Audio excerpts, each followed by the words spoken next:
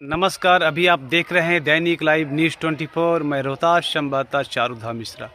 दावत खेल मैदान के प्रांगण में राष्ट्रवादी कांग्रेस पार्टी का आज कार्यकर्ता सम्मेलन आयोजित किया गया, जिसके मुख्य अतिथि ब्रिजमोहन श्रीवास्तव थे। हमारे प्रदेश अध्यक्ष जो यहाँ के हमारे माननीय प्रधान सचिदानंद सिंह, उन लोगों ने यहाँ पर लगातार लोगों से बातचीत करने के उपरांत मनोज सिंह जी को एक बेहतर प्रत्याशी के रूप में राष्ट्रवादी कांग्रेस पार्टी का माना है। और मुझे भी ऐसा लगता है कि क्षेत्र का विकास करने के लिए मेरी मनोज सिंह जी से लंबी बातचीत हुई तो मुझे ऐसा लगा कि उन्होंने इस क्षेत्र की समस्याओं को बेहतर तरीके से समझा है सर, और जनता से भी उनका वास्ता है। सर, आप केंद्र में एनडीए के साथ हैं, बिहार में क्या एनडीए के विरुद्ध चुनाव लड़ेंगे या गठबंधन में ही चुनाव लड़ेंगे? देखिए कि राष्ट्रीय स्तर पे जो लोकसभा के चुनाव हैं उसमें राष्ट्रवादी कांग्रेस पार्टी एनडीए का हिस्सा है जी। महाराष्ट्र में हम लोग महायुति में बीजेपी और शिवसेना के साथ हैं, लेकिन इसके अलावा हम लोगों ने अपनी पार्टी के विस्तार के लिए खुद का निर्णय लेने का भी अधिकार रखा है अपने पास। और उसी के अंतर्गत अभी हम लोगों ने अरुणाचल में चुनाव लड़ा। अरुणाचल में हम लोगों ने 15 उम्मीदवार अपने खड़े किए थे, उसमें 3 उम्मीदवार हमारे विधायक बने। इसी तरह हम लोगों ने नागालैंड में चुनाव लड़ा था, वहाँ अभी हमारे 7 विधायक हैं।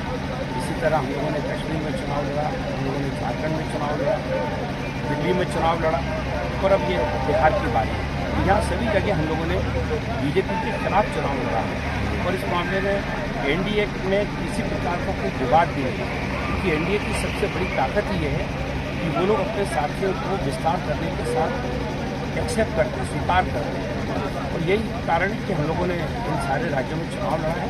और अधिकतर जहाँ पे चुनाव हमारे उम्मीदवारों ने लड़ा है वहाँ अधिकतर बीजेपी के खिलाफ ही चुनाव लड़ा, और हमारे जो प्रत्याशी भी जीते वो बीजेपी के प्रत्याशी को हराकर ही चुनाव लड़े। तो बिहार में स्थानीय स्तर पर जो मतदाताओं की मांग होती है या मतदाताओं का जो सोच होता है, राजनीतिक दलों को भी उसी के अनुरूप अपना निर्णय लेना होता है। तो यहाँ की जो परिस्थितियाँ हैं, मतदाता का जो सोच है, हम उसके उन बातों को ध्यान में रखते ही यहाँ के उम्मीदवारों को तय करेंगे। सर, केंद्र की सरकार वक्फ बोर्ड लाएगी, बिल पास कर दिया है, कुछ लोग विरोध कर रहे हैं, क्या कहना चाहेंगे? देखिए, उसमें सिर्फ इतना कहना चाहूँगा कि इस जो एक पारित हुआ है, जो कानून की शक्ल ले चुका है, उसके खिलाफ सुप्रीम कोर्ट में रिट लगाई जा चुकी है। तो चूँकि अब मामला सब जुड़े से है, तो मैं सोचता हूँ इस मामले में किसी भी प्रकार की प्रतिक्रिया व्यक्त करना ठीक नहीं होगा। माननीय सुप्रीम कोर्ट इस मामले में निर्णय लेगा, जो उनका निर्णय वो जो निर्णय लेंगे उसको हम लोग स्वीकार करेंगे। लेकिन पार्टी आप जैसे कि लोकसभा में हम लोग एनडीए का हिस्सा है, और वहाँ जो हमारा एक साथी के रूप में जो हमारी पार्टी का दायित्व है वो हमारे नेताओं ने पूरा किया है। आने के पीछे बल्कि रोहतास जिले में आने के पीछे जो मुख्य कारण है, एक तो राष्ट्रवादी कांग्रेस पार्टी एक लंबे समय से बिहार की राजनीति में सक्रिय रही है।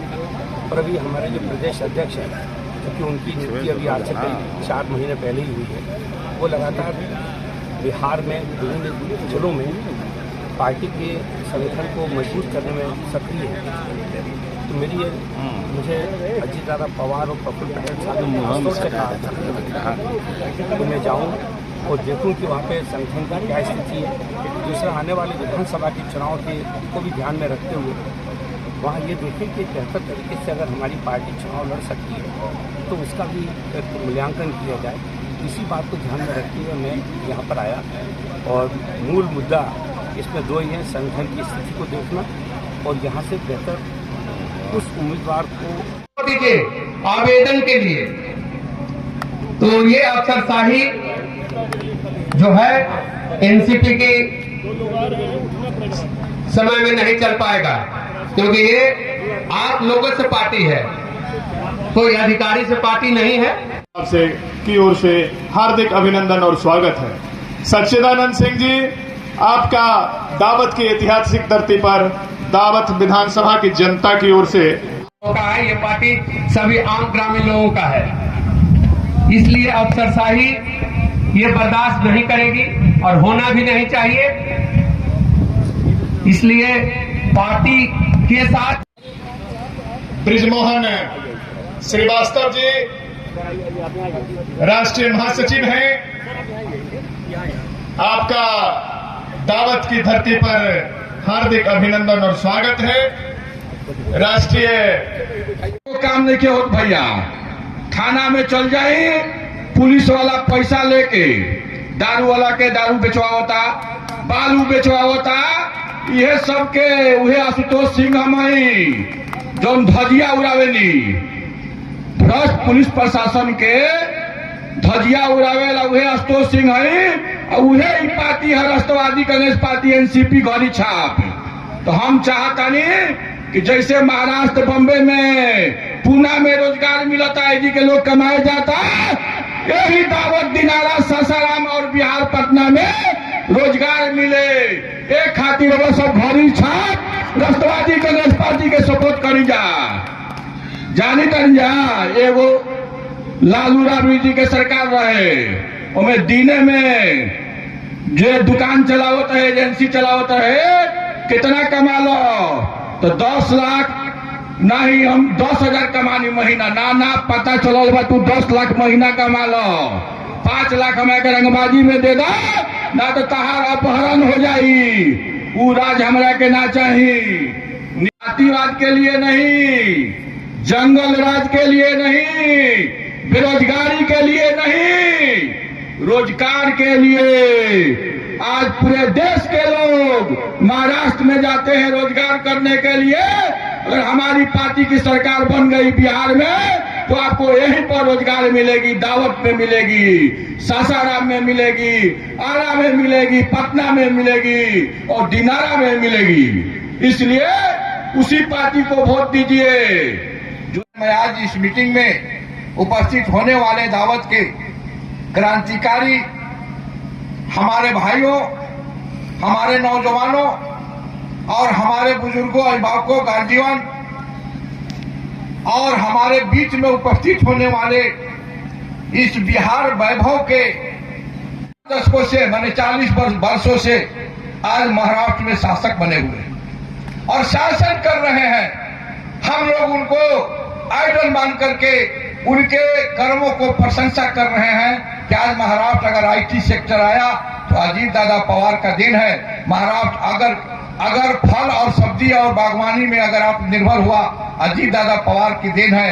अगर हम कल कारखाना उद्योग और बड़े बड़े जो इंडस्ट्री लगा, जो कार के पहिया पर हम चलते हैं, मैं आपको विश्वास दिलाना चाहता हूं, गूगल खोल के देख लें, सारा कार का फैक्ट्री महाराष्ट्र में है, पूना में है। अजीत दादा के पास फौलादी ताकत है।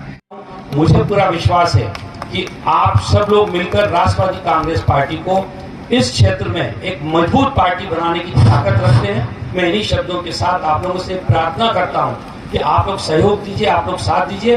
राष्ट्रवादी कांग्रेस पार्टी पूरी शक्ति के साथ, पूरी ताकत के साथ आप लोगों के साथ खड़ी होगी और यहाँ के विकास के लिए हम लोग भरपूर प्रयास करेंगे। इन्हीं शब्दों के साथ आप सब लोगों के मंगलमय जीवन की कामना करता हूँ। आज बाबू जगजीवन राम जी का भी जन्मदिन है और वो इसी क्षेत्र से पहचान रखते थे। सासाराम उनकी कर्मभूमि रही, उनका जन्म स्थल यही था।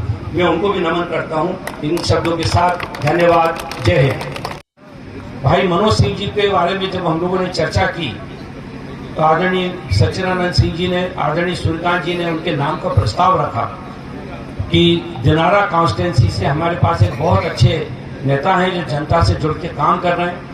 अगर हम उनको इस मौके पे आगे बढ़ाने का काम करेंगे तो निश्चित रूप से वहाँ की जनता उनको अपना आशीर्वाद भी देगी और वो विधानसभा में पहुंच के राष्ट्रवादी कांग्रेस पार्टी का प्रतिनिधित्व भी कर सकेंगे। इसी बात की जानकारी लेने खास तौर से मुझे यहाँ आया हूँ मैं कि आप लोगों से बातचीत करूँ और ये जानने की कोशिश करूँ कि यहाँ से जब हम लोग मनोज भाई को टिकट देंगे तो जनता का कितना समर्थन उनको मिलेगा और यहाँ की ऐसी क्या समस्याएं हैं